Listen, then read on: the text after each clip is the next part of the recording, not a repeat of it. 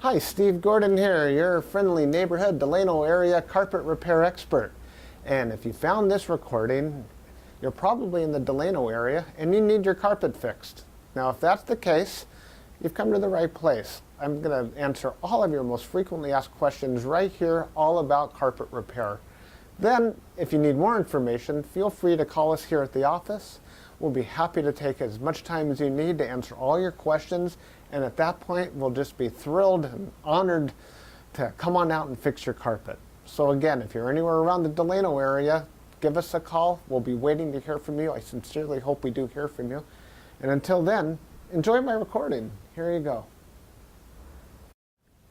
Hi, Steve Gordon here, your friendly neighborhood carpet repair guy. And I promise you one thing, and that is I'm absolutely not an actor. So if you're looking for an actor to talk about carpet repair, you've come to the wrong place. But if you want to know about carpet repair, whether it be carpet stretching, patching, Berber carpet repair, commercial carpet repair, transitions between your carpet and a floor, maybe your stairs need repaired, a seam could need repaired, or a few other things, well, in that case, you have come to the right place, because I'm going to talk to you about that, and I'm going to try to answer as many of your most frequently asked questions as possible. And before I get to that, I am going to talk to you a little bit about our guarantee, how to get an estimate, the bid, and a couple other details. So, I hope you enjoy my recording, and please be patient with me because I don't have a script. I've got a dozen notes here to go off of, and it's just going to be right off the top of my head, and I'll try to really just answer all the questions I can ahead of time so that you have a little bit of education when you call us, and I certainly hope you do. So first, I'd like to talk about the guarantee. When you call us, you're going to get a 100% unlimited unconditional lifetime labor guarantee. And what I mean by that is that either you or your carpet or both are going to be completely, absolutely, and thoroughly worn out before you ever have to pay to have that carpet fixed again. So again, 100% unlimited unconditional lifetime labor guarantee, that's forever.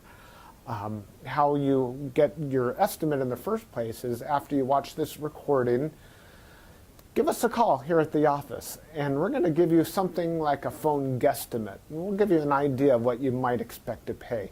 We might tell you something like between $150 and $300, or we might say between $200 and $400, or something like that. We're not going to know exactly, or even not even all that close, how much it's going to cost to have us fix your carpet for you.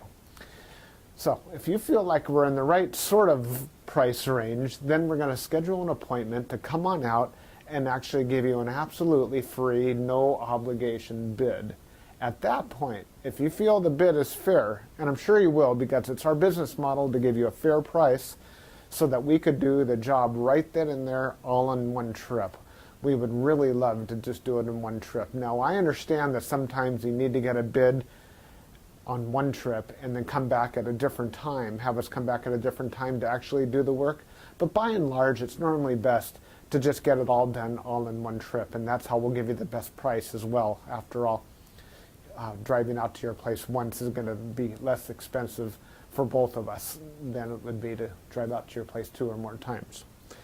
Now, another thing about the absolutely free, no obligation bid is at that point, we're going to actually have an opportunity to see the work. We're going to see exactly what needs to be done because you see, when you call us on the phone, even though you think you've explained the situation thoroughly, it's very likely that either myself or one of my assistants here that helps me answer the phone won't really understand exactly what we're dealing with until we actually see it. And so that's why we really do want to come out and give you a bid in person. And by the way, if you don't like the bid, if you don't think it's fair, we're going to walk away absolutely empty-handed, and that makes us sad.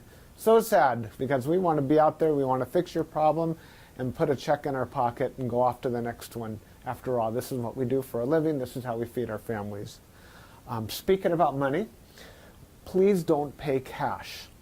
We would really prefer that you pay with a check made out to Creative Carpet Repair, or use a credit card. You can call in the office with a credit card. So cash it's against the agreement I made with all my contractors. Now, if you work with me directly, if I'm the actual contractor that shows up to your house and you want to pay me cash, I'm happy to take it. But for any other contractor throughout my entire company, please don't pay cash. Now, I want to talk a little bit about the carpet repairs. I've got a little bit of housekeeping out of the way. Let's talk about carpet stretching. Most people wonder why their carpet is all rippled up. So if you look out at your carpet and you see more waves than the ocean, or it's more rippled up than you can believe, and there's peaks and valleys in your carpet and you're getting seasick just looking at it, or if it's a trip hazard, there's a real good chance that your carpet was never stretched in tight enough to begin with. You see, whoever stretched your carpet the first time around more than likely didn't use a power stretcher. Now what a power stretcher is a pole that it butts up against one wall on one side of the room, and this pole runs all the way across the room to a head that's on the other side. And when we push down on this handle, the carpet gets stretched, and it gets stretched so tight that we have no doubt at all that we're going to be able to live up to that unlimited, unconditional lifetime waiver guarantee. That carpet will never ripple up again. You have my absolute word of honor on that. And if I'm wrong, we'll do it again for no charge at all. When we stretch carpet in a room, it's always best to have the room completely empty. We can empty the furniture out of the room for you if that's what you need, but more often than not, the customer will want to get as much as possible out of the way. Now, don't strain yourself. Don't go moving a giant king-size bed or a dresser that weighs, more than 10 elephants. That's not cool. We have special tools. We have these sliders that we can put underneath the legs of the furniture. So even if your dresser weighs a couple hundred pounds and is harder than heck to move, we get those sliders underneath there, and we can move that stuff around if that's what we need to do. So don't strain yourself moving the furniture. Also, if you have a king-size bed and it's just completely unreasonable for whatever reason to move that bed, quite often we could stretch the carpet in that room without moving the bed. It's a lot more work. Those poles that I spoke about, they go actually underneath the bed, so we stretch the carpet right underneath the bed to the other wall. And it's a lot harder. It takes us a lot more time and effort, but it can be done. So that's a little bit about carpet stretching. We use a power stretcher. We don't just kick it in with our little Susie Homemaker little knee kicker, and it leaves a little bit of extra carpet at the end. We cut off that excess, and you'll see how much carpet we cut off when we're done. We throw it in a bag, and we tuck in the carpet along the edge, and boy, life is good. It looks so much better. One thing that you might be aware of when we finish, though, is if you had large ripples, the carpet could be soiled along the top ridge of those ripples more than at the valleys, and that makes sense. Where you're walking, that's where it's going to get more dirt. So after you stretch the carpet, is a real good time to have the carpet cleaned. Also, the carpet's out of the room, and the furniture is out of the room, and it's just a great time to clean the carpet. It looks a lot better at that point. Mind you, like I said, this is unscripted, so I'm just going to talk to you about carpet repair. Now let's talk about Berber carpet repair for a minute. Berber carpet repair has rows. Well, Berber carpet has rows. And actually the word Berber carpet, or the name Berber, it isn't exactly accurate. Berber carpet actually comes from a place out in the Middle East, country or countryside, where the area is called Berber, the Berber people or something like that. Anyhow, it's a very expensive rug, Berber rug. That's the actual meaning of the word Berber rug. The Berber carpets that we find today are very similar. There's loops and there's rows, and if you pull on one of those loops, or rows becomes unglued somehow, it can make a run, what we call a Berber run. So when you pull on that thread, it's like it's unzipping right in front of you. It's like, oh my gosh, what has happened? I've got this zipper run going all the way across the room. Now your higher end Berber carpet, that doesn't likely happen. It almost never does. But the lower end, middle of the road and lower end Berber carpet runs all the time. So when we fix a Berber carpet, what we're going to want to do is take out the bad area and patch a new piece in there. Sometimes we could actually weave a little bit of some new loops right into the place where that carpet has come unfurled. But more than likely we're going to want to put in a Berber patch in that area. One reason that Berber comes apart at the seams is because the carpet was never sealed at the seams well enough to begin with. Your carpet installer that originally installed that carpet was supposed to use a latex sealer or even a glue gun or something to seal the edges of the carpet. Now, if they don't seal the edges of the carpet, that's one reason that Berber carpet is going to unfurl like crazy. So when we put in a patch or fix a Berber carpet, that area gets sealed. Now, we give the unlimited, unconditional lifetime waiver guarantee on Berber carpet as well. But mind you, just because, let's say you have a 12-foot seam and we fix 3 feet of it, that's the part that we guarantee. The rest of the seam we're not going to touch. And you may have a problem with that in the future. And that's certainly not our business to cover something we've never actually worked on before. Now, after Berber carpet patching, I'll just talk about carpet patching in general. And this includes the Berber. When you call us to have your carpet patched, the first thing that we're going to ask you is if you have any extra carpet to do the patch with. If the answer is yes, well, we're golden. We're ready to do the job. If you say no, you don't have any extra carpet to do the patch with, we'll ask, well, can we take the carpet from a closet or maybe even from underneath a piece of furniture? Because what we can do is we can take a piece of carpet from a closet and patch it right into your damaged area. And it usually works out really well. Most people would rather have a piece of carpet missing out of their closet than have a terrible, nasty area in the middle of their room where they'll see it all the time. After all, inside the closet, you usually have that covered up with shoes and old photographs and baseball bats and everything you've ever collected in your life. More about carpet patching is if you don't have the carpet to do the patch, there's really nothing I can do to help you. So you're going to need to find that carpet to do the patch with before you bother having us come out there, because if we don't have the carpet to do the patch, we're stuck. Our hands are really tied. There's nothing we can do. Now, you're probably wondering how the patch is going to look when we're finished. It's real hard to say, especially in a recording like this. So just between you and me and a million of our closest friends here watching this recording through time, that patch is likely to be visible. You see, if you take a piece of carpet that's never been walked on, it's never been soiled, it's never seen the light from the window coming in so it hasn't faded out, and you take that brand new looking type of carpet or piece of carpet and patch it in to an area that has been worn, it has been soiled, it has been faded out by the sunlight, well, certainly you're going to see the difference between the new carpet and the older carpet because it's patched right in the middle there. Certainly it's going to look a lot better than the situation you probably have right now, but patches are visible. Another reason a patch might be visible would be because, well, thick carpet, thick nap or plush carpet hides the seams quite well. Short nap carpet, like a Berber carpet, for example, or any of the commercial type carpets, they're very short nap. They show the seams far more. Another thing is that the rows have something to do with it. When we cut a carpet in the same direction as the row of the carpet, well, those seams are by and large less visible than the seams that we cut that cross the rows. When we cross the row, well, it's unavoidable to do that if that's what we have to do to make a patch.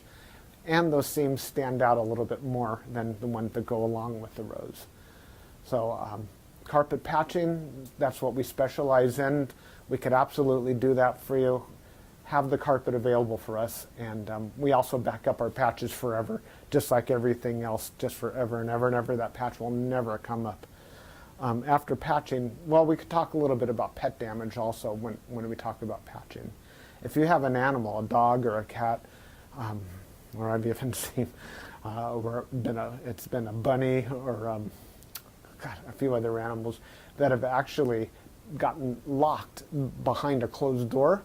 What'll happen is they'll get that separation anxiety and they'll try to dig their way out and they'll just rip the heck out of the carpet. That's one of the main reasons we'll do carpet patching. If that's the case, well, certainly it's just like any other patch. You supply the carpet, we'll put it in. However, if that animal didn't tear up the carpet, if they actually urinated on the carpet, there's a whole other thing we can do about that, and I'm going to need your help for that. What we'll do is we're going to ask you to go to the pet store or go online and buy twice as much of a product as you think you're going to need, maybe 4 times as much, to actually kill the odor. Now, the product I'm talking about is actually an enzyme, and what we'll do is we'll pull back the carpet, we'll remove the padding, clean the floor, and you'll pour this enzyme onto the floors underneath it all. And that enzyme will eat up all the proteins that contribute to the smell of the urine in your carpet. Then we'll put in new padding, and you'll pour that enzyme cleaner all over the backing of the carpet as well at that time. I'll reinstall the carpet, and then one more time we'll use that cleaner, and we'll just soak that area of the carpet with that enzyme one more time. And that's likely to kill the scent altogether. That smell should be completely gone. If not, it's probably because your animal found another place that you don't even know about, and I'm sorry about that. There's nothing we could do about your animal. Now that we've spoken about pet damage, I like to talk about carpet to floor transitions. A lot of people call us because they put in a new floor. Maybe it's a tile or a wood floor, and their carpet now needs to be finished along that edge. More often than not, we don't need to put in any kind of metal there. There's a lot of different types of situations where you do want a metal. If you have an apartment building and you want the carpet to last a long time, between the carpet and, say, for example, a linoleum floor, we can put some metal there. There are flat metals. They're the type of metals that they're called, I've called them beat-down metals before. I'm not sure exactly what they're called. Beat-down metals, they're golden, they're silver, and the carpet goes right in there and it gets hammered down, gives a nice clean edge, and it protects the edge of the carpet for a very long time. But if you're like most homeowners, that's not why you're calling us for a transition. You're calling for the transition because you just put in a nice marble or travertine floor, or maybe a wood floor. And so what we'll do with that is we're going to pull back the carpet and put in a new tack strip right up alongside that floor. Now that floor is going to be holding the place as if it were a wall. So here's your floor, here's your tack strip right in front of it. We're going to pull the carpet over that tack strip and tuck it in right there. So all you're going to see is a nice smooth transition between the carpet and the floor. Now, many times when you put in a new floor, it's important to put in some work into the subfloor underneath, and that might include using hardy backer or some other type of material that raises the floor up even higher than it would have been. So let's just say, for example, you've got a 1/2 inch new tile and another 1/4 inch of underneath there of a hardy backer, or it could even be more. It could be 3/4 of an inch altogether, or even more, that is higher than the carpet. That's extreme. It's usually not that high, but let's just say it is. If we just bring the carpet up and end it right there, well, you're going to stub your toe against that thing. You're going to be cursing to holy high heaven every time you do that. It's just not fun at all. Trust me, it's not. You'll understand if you ever do that. What we're going to want to do in that case is one of two different solutions. We're going to do one of two solutions. One is we can pull back the carpet quite far and use a product like a Fix-All, which is a very fine cement type product. And we're going to feather in a nice ramped area, so we raise the level of the floor slowly up to meet it. What's great about that is the floor and the carpet will be at the same level, then you won't stub your toe. What's not so great about that is when you're walking up that little ramped area, well, you feel like you're walking uphill.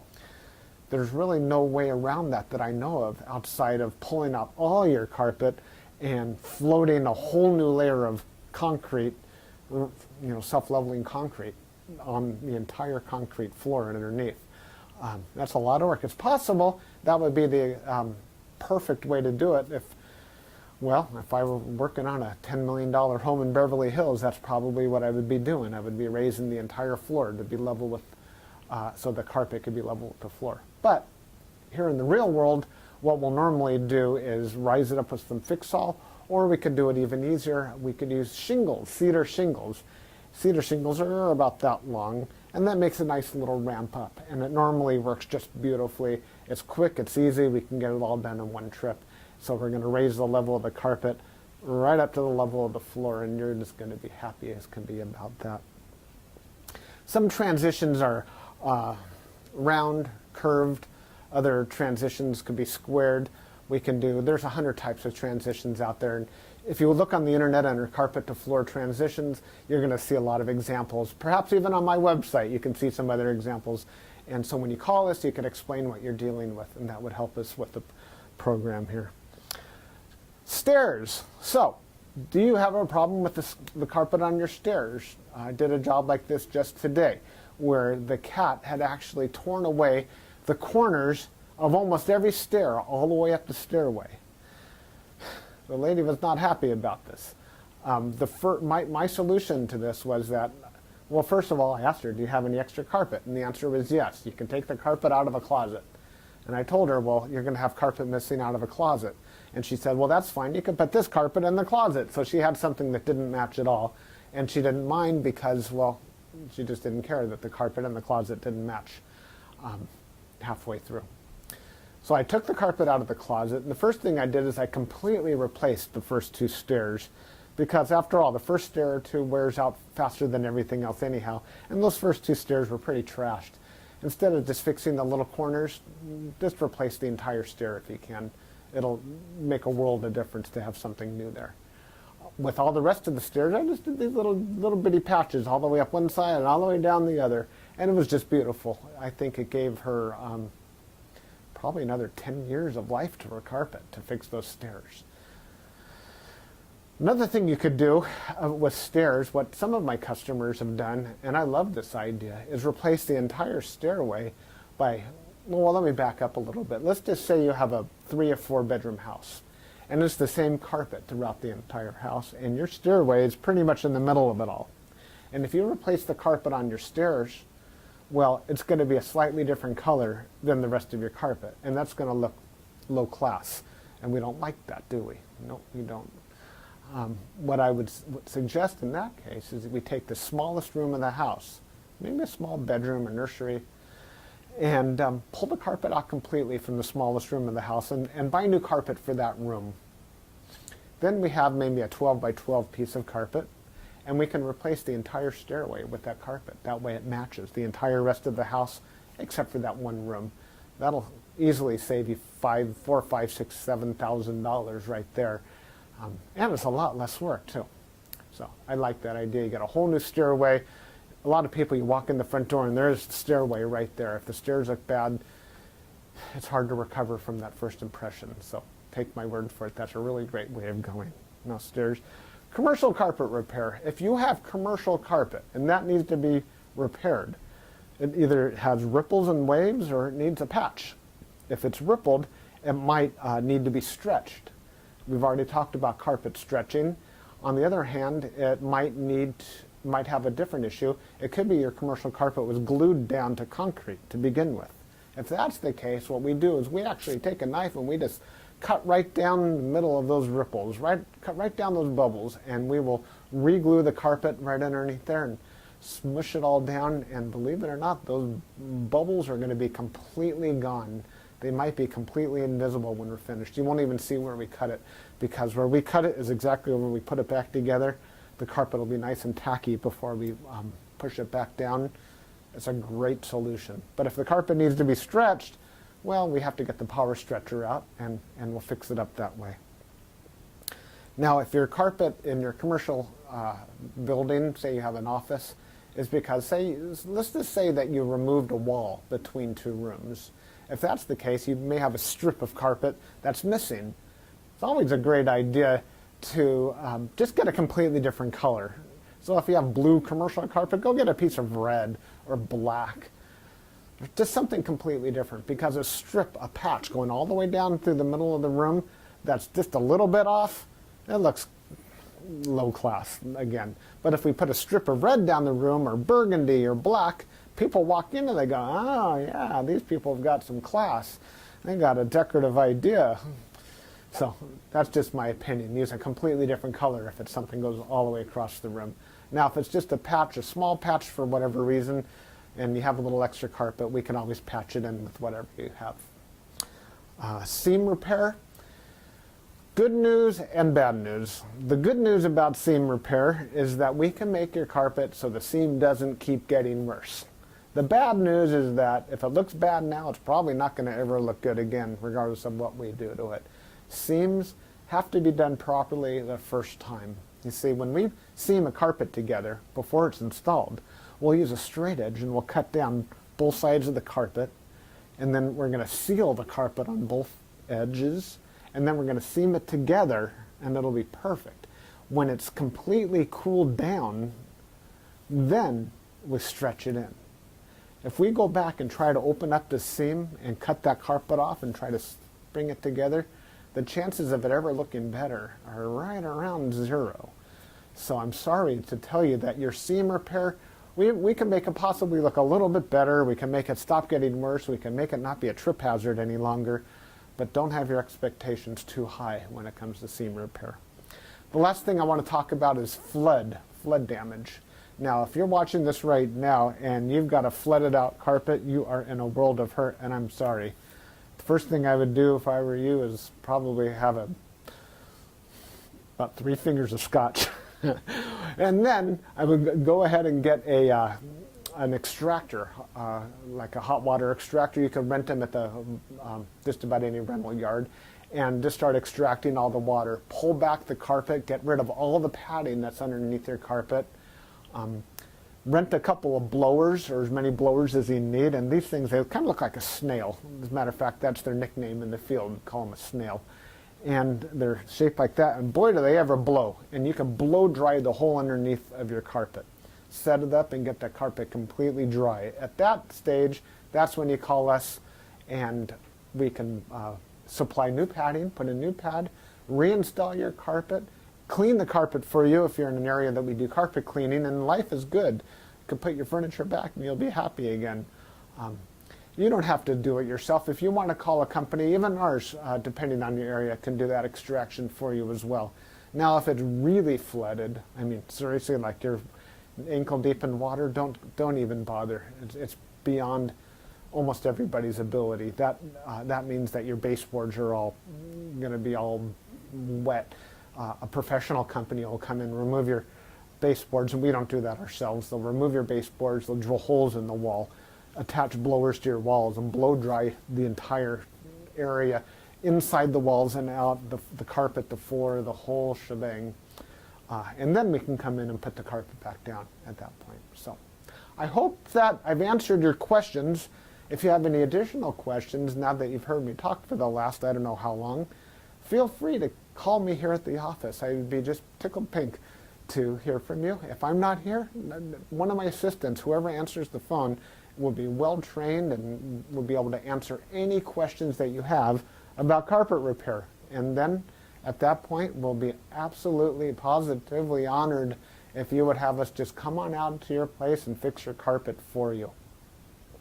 And that's all I have to say. Again, I'm Steve Gordon, and I promised I wasn't an actor, and by now you believe it. I'm a carpet repair guy, and I'll be looking forward to hearing from you, so please call me. Thanks. Bye-bye.